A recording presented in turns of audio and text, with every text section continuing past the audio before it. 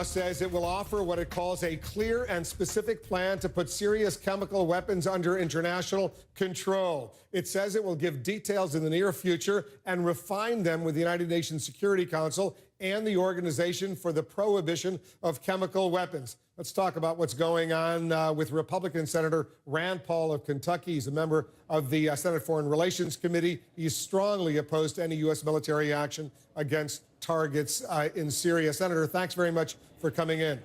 Sure, glad to be with you, Wolf. Let's talk about the context of this Russian proposal. From your perspective, would it now be appropriate to vote yes for some sort of Senate resolution authorizing the use of force if that could be a credible threat to use over the Syrians to come up with that kind of diplomatic solutions the Russians are now proposing?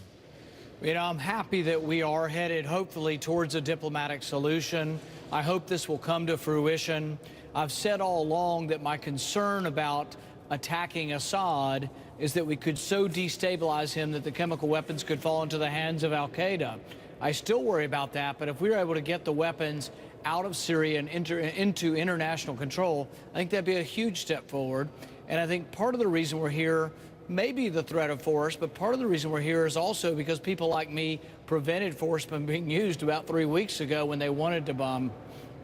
So you acknowledge part of the reason the Syrians they're now acknowledging, really almost for the first time, that they do have these chemical weapons stockpiles. Their foreign minister said today that he's ready to see them even destroyed under certain circumstances. Listen to Secretary Kerry as he testified today before the House. A lot of people say that nothing focuses the mind like the prospect of a hanging. Well, it's the credible threat of force that has been on the table for these last weeks that has, for the first time, brought this regime to even acknowledge that they have a chemical weapons arsenal. All right, so I'll repeat the question. Are you ready, since you now acknowledge that maybe the threat of force played a significant role in moving this situation towards some sort of peaceful resolution, would you be ready to vote for some sort of resolution authorizing at least the threat of force to hover over these negotiations? No, and I'm not convinced that we wouldn't have gotten to these negotiations otherwise. I also think that part of the reason we are here and we are getting to negotiate is because of an offhand comment that Secretary Kerry, frankly, I don't believe ever thought that the Russians would respond to. So I think the Russians have played an excellent gambit or a game of geopolitical chess with us, but it may be to our benefit to see if we can get a negotiated settlement. And I think that does have to include Russia. The president, in the interview he granted me yesterday, he suggested this was by no means some sort of offhand comment. He said they've been talking about it for a while, including last week when he was at the G20 summit in St. Petersburg, Russia. Listen to the president, what he told me.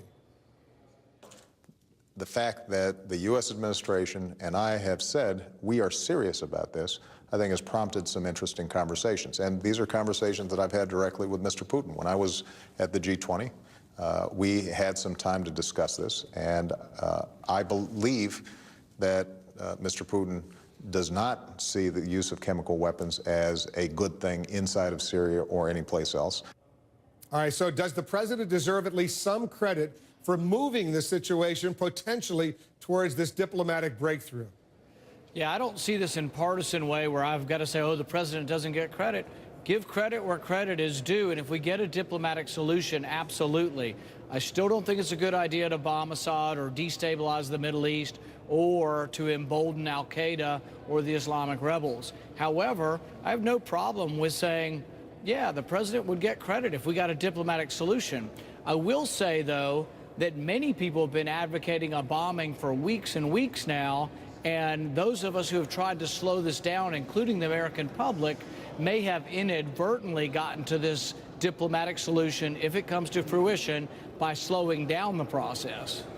Do you believe that they are trustworthy, let's put it this way, the Syrians, even though their foreign minister now says they're ready to do what the Russians are suggesting, identify all their chemical weapons stockpiles, let international inspectors go in and control them, and eventually dismantle and destroy them? Do you think that they're trustworthy, the Syrian regime of President Bashar al-Assad, to do what they are indicating now they might do under certain circumstances?